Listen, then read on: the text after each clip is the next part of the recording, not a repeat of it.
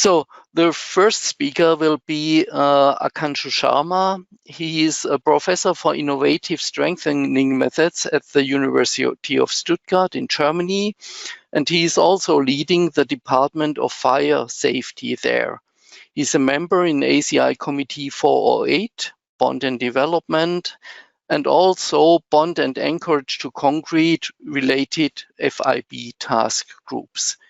Mr. Sharma, if you could please start. Thank you very much, Werner, for a nice introduction. And good morning, good afternoon, or good evening, depending on where you are. And I hope you are all well and fine in these strange times. And I'm happy to be here. And thank you for this opportunity to present some of the results of a preliminary research program, what we had at the University of Stuttgart on the topic of bond between steel and steel fiber reinforced concrete under normal and elevated temperature. The work has been done beside me with my team consisting of Dr. Bosniak, Mr. Arvindan, and Mr. Kevin Grauf. And the work has been done by the Institute of Construction Materials and Materials Testing Institute at the University of Stuttgart. So if we just introduce the topic briefly, the possible failure modes for bond of a deformed reinforcing bar, they can be identified as either the bond pullout failure, which is the typical failure mode when we have a large concrete cover or large confinement due to either concrete or due to the transverse reinforcement. But if we have a small concrete cover or confinement, then we might end up in having concrete splitting failure mode prior to the bond pullout. And typically, we can identify the failure modes also from the load displacement curve or the bond stress slip curves, where we can see that in case of a bond pullout, we have an initial adhesive bond followed by a shear bond, which is basically activated by the mechanical interlocking. And after the shearing of the concrete in between the ribs, then we have a gradual drop in the bond stress as the slip is increasing. In the end, we are remaining with the friction. Of course, if we have a small small concrete cover or confinement, then it fails in splitting. Then typically identified by a relatively brittle and a sudden failure and the drop in the bond stress slip curve. Now, if we see one of the models, which is given, for example, in FIB model code 2010, there it's clear that the bond splitting strength depends on the parameters such as the concrete strength, clear concrete cover in different directions, the rebar diameter, the transverse reinforcement, and so on. And the upper bound of the splitting strength is given by the pullout bond strength, which depends primarily on the concrete strength and the relative rib area. Now, if we talk about the behavior of bond under elevated temperature, then in the past there have been several studies done on this aspect in the normal concrete. So normally not with plain, normally in the plain concrete. There are a few studies. For example, we can see the studies here, which were also performed with some with steel fiber reinforced concrete, but these are rather limited. And the study showed that the bond reduction due to elevated temperature corresponds approximately to the reduction of how the compressive strength of concrete would vary due to the elevated temperature. However, in these studies, what are shown here or what are available in the literature currently, no differentiation has been made between the failure modes.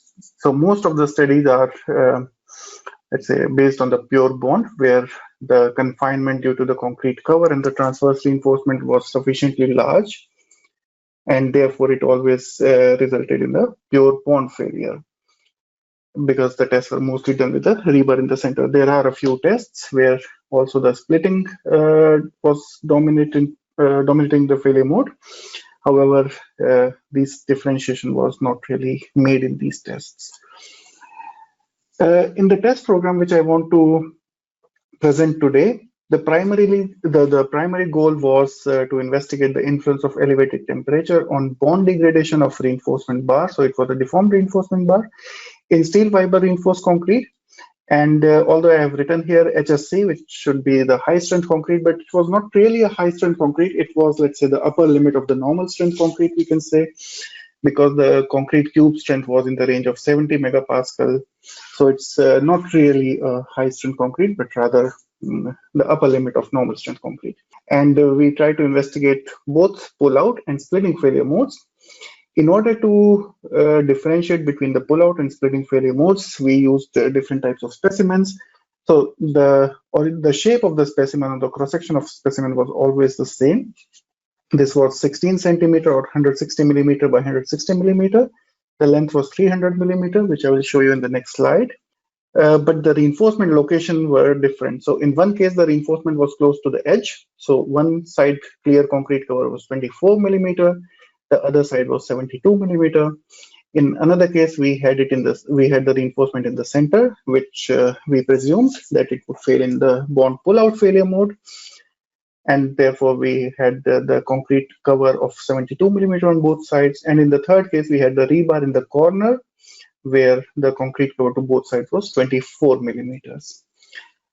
The steel fibers and PP fibers both were used. The main idea was to investigate the behavior of steel fiber reinforced concrete. So fibers of 0.75 millimeter diameter and 50 millimeter long hooked end fibers were used with a quantity of 50 kilograms per meter cube.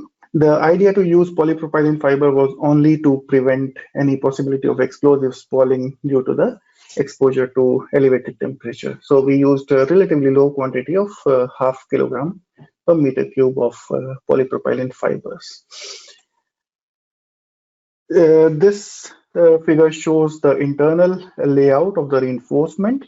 So this was the test rebar. The test rebar consisted of 16 millimeter diameter deformed bars with the initial debonded zone of 135 millimeter, followed by a bond zone of 80 millimeter, which corresponds to 5 times the diameter of the reinforcement, and again a debonded region in the backside. We had one stirrup which was intercepting the reinforcement in the bonded zone. The reason to limit the bond length to 5 ds was twofold. One is, so if we would go for a smaller bond length, then the scatter of the results becomes rather high. And also a 5 ds is a good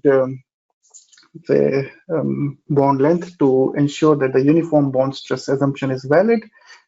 Another reason was that if we would go for the higher bond lengths, then the failure loads would be higher, and we were limited by the capacity of the hydraulic cylinder, what we were using. As I said, this was a preliminary research program, so we were slightly limited with the resources, so we tried to use the resources as best as we could. To make the debonded zone, normally plastic plastic tubes are used.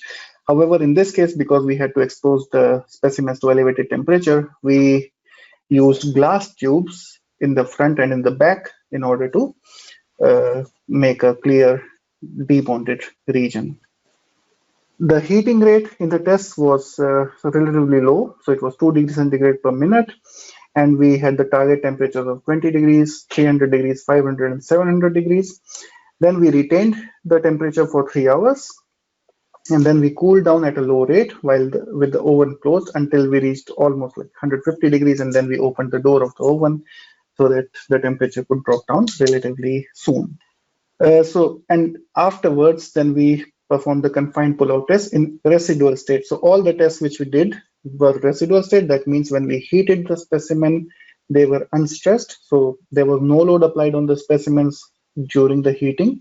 And all the tests were performed when the specimen were cooled down to the normal temperature.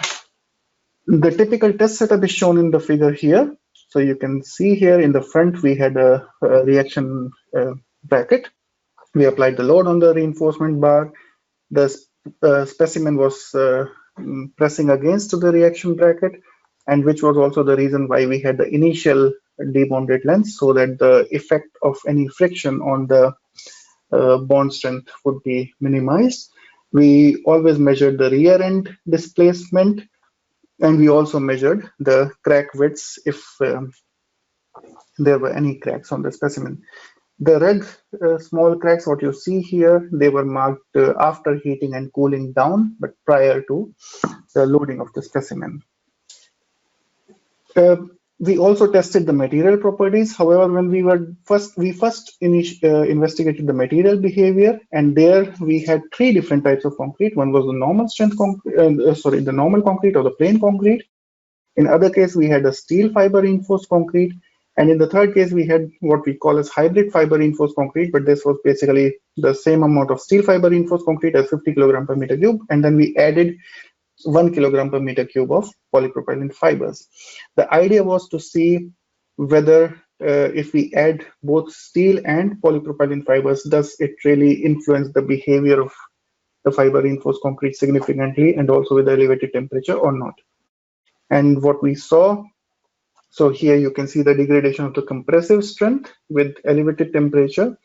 We can see that the influence of hybrid fiber, so adding both polypropylene and steel fiber reinforced concrete slightly influences the strength. However, the relative degradation of the compressive strength is more or less similar as normal or steel fiber reinforced concrete. Similarly, for the split tensile strength, of course, we know very well that the split tensile strength is significantly influenced by the addition of steel fibers, because the fibers are helping the concrete to take up more tension forces or the tensile stresses. And this is clearly visible here that the influence of fibers is significant in the tension. And also what we see is that the degradation with temperature, the relative degradation of the tensile strength with elevated temperature is slightly better than that in the normal concrete, at least in the low temperature ranges. We also measured the modulus of rupture, which is the flexural tensile strength, as well as the fracture energy. We can see the typical load displacement curve. This is clear that when we have normal concrete, we have a brittle failure mode and the fracture energy is rather low. However, when we add the steel fibers, then after the cracking of concrete, then we have a slight drop. The fibers get activated and then we have a high amount of energy absorption. So the fracture energy becomes significantly higher, not just at room temperature, but also after exposure to elevated temperatures. For example, here it is shown for 400 degrees. The relative degradation we see is the best for hybrid fiber reinforced concrete, which is attributed to the fact that the combination of thin and like small and big fibers, they are helping the concrete significantly. However, if we see the relative or also the mean fracture energy, then the degradation of steel fiber reinforced concrete and hybrid fiber reinforced concrete is more or less similar. So after doing this, also, yes, we tested the static modulus of elasticity of concrete, and there we see that the degradation is more or less the same, irrespective of which type of concrete we used. After doing these preliminary studies for the material behavior, then we performed the tests with the pullout specimens, where we first did the test on with a rebar in the center, which is the pullout failure was seen in all the cases. So on the surface, we can see no crack due to splitting or due to the mechanical loading. So all the red cracks are only which were during the heating and the cooling of the specimen. The typical load displacement curve are characterized by like an initial rise in the curve, then some sort of a plateau, and then gradual drop, which is typical of the pullout failure modes. If we see the degradation, then we have here, for example, from 24 to 25 megapascal, we come down in the approximately to 15 megapascal at 700 degrees centigrade. If we compare these results with what we have in the plain concrete at the same location and with all the other conditions the same, then we see that in plain concrete, the initial, so at room temperature, the bond strength was relatively high, which might also be purely due to the scatter of the test results, but it might also be due to the fact that probably the fibers are not really helping against the pullout failure because the concrete is not really splitting. And the fibers what we used, if you remember, they were relatively big. So it was 50 millimeter in length and 0.75 millimeter in diameter. So therefore, these big fibers are not really helpful against the micro cracks, what are normally expected in case of the pullout failure. So this is my, let's say, speculation, but we should check it with the tests, that if we use a combination of thin and thick steel fibers, or small and large steel fibers, then probably we might have a better influence of fibers on the pullout behavior. Nevertheless, what we see here in case of plain concrete, the bond degradation due to elevated temperature is stronger. So we go from 25, 26 megapascal, go down to around 10 megapascal, whereas in case of steel fiber reinforced concrete, we went down from 24 to something in the range of 15 megapascal. If we see the results for rebar at the edge, all the cases we had splitting failure, which we can see that there was a clear splitting crack in all the cases, and which we also can identify in the load displacement curve or the bond stress slip curve, where we see that after reaching the peak, there is a sudden break, so there is no real plateau, and then the load displacement curve or the bond stress slip curve suddenly comes down. If we compare the test results with plain concrete, then here we can see that the influence of SFRC is there. So again, it's not so significant, which is also attributed to the fact that our fiber length was 50 millimeter and our concrete cover was rather low. The concrete cover was 24 millimeter. Typically, with such small concrete covers, we should use small steel fibers. However, as I said, we had some limited resources, and this was like our first research program on this topic, so we went with what we had. Nevertheless, we can still see some influence of the steel fibers on the bond strength, on the splitting bond strength at room temperature, as well as at in the initial low temperature range up to 300 degrees. But then at 700 degrees, because the concrete was already relatively damaged, the splitting bond strength was more or less similar as in case of plain concrete. Similar results were obtained for the specimen with reinforcement at the corner. All the cases failed due to splitting of the reinforcement. Again, we see a sharp peak and a sudden drop. And once again, if we compare the results in plain concrete in the otherwise same conditions, we see a benefit at the low temperature ranges on the splitting strength. However, after reaching the elevated temperatures of 700 degrees, we see rather no difference. Once again, I would like to mention, because of the limited capacities, we kept the bond length limited to 5 ds, which was 80 millimeters, and which is, I would say, the reason also that the scatter in some tests was relatively high. If we summarize the test results for steel fiber reinforced concrete, for the actual bond strength, we go down in a similar way. So of course, in the center, when we have a pullout failure, we get the highest bond strength. When we are at the edge, which is the concrete cover is low on one side but high on the other side, then the bond strengths are related. So its splitting bond strength are let's say not significantly, but relatively small or less compared to the pullout bond strength. But when we do the test in the corner where it is clear splitting, then we get much larger influence of the on the splitting bond strength. In plain concrete, again, in the center, we get pullout failure. We get the largest values of bond strength. But now you see here that already at when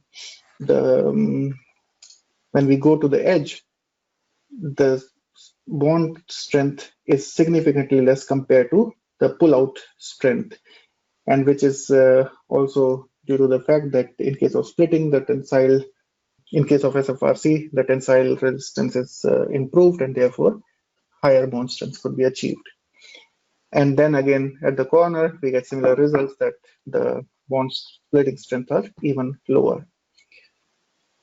However, if we see the relative degradation in SFRC and plain concrete, of course, we see that from pullout, or whether it is pullout or splitting, there is almost no difference, or very limited, but these are also limited results. So the indications are that the bond degradation is similar with elevated temperature, whether it is a pullout failure or a splitting failure. However, in case of plain concrete, there are some indications that the difference between the pullout and splitting failure. So the degradation of the bond strength in case of bond pullout and bond splitting failure might be different. We also did another test program where we had in plain concrete relatively higher bond lengths of 8 times the diameter, where this effect was even more pronounced. However, here I'm not showing those results, so these are, let's say, the summary of the results. To conclude, what we observed that in all the cases when we had the reinforcement in the center, it resulted in the pure bond failure. In all the cases where we had the rebar at the edge or at the corner, it resulted in concrete splitting failure. The degradation of bond strength with temperature was similar for both SFRC and plain concrete. However, in plain concrete, splitting had somewhat more pronounced effect on the bond strength and the bond degradation with temperature compared to that of steel fiber reinforced concrete. And in steel fiber reinforced concrete, the indicative results show that there might be slightly better bond strength retention for bond and splitting failure modes at elevated temperature compared to plain concrete. However, these are the limited results. Sorry, there was some noise in the background. In the end, the last conclusion is that we need further research, and in particular with the combination of different types of fibers. As I mentioned, the combination of the concrete cover, what we used here, and the size of the steel fibers, what we used here, was probably not optimum. However, the results are still, let's say, encouraging. So the minimum is that whatever we have plain concrete, we should get that much for steel fiber reinforced concrete also. However, the results indicate that there might be some benefits as well if we use a proper mix of steel fiber and polypropylene fiber on the bond splitting behavior with elevated temperature. So thank you very much. I hope I was on time, not getting delayed, and you might have some time for the questions. Otherwise, my email ID is here, and please feel free to contact me if you want. Thank you. Okay. Thank you very much, Akanshu, for your convincing presentation. I have here many questions, and I will try to summarize the first two, and please be short in your responses. We have the first question.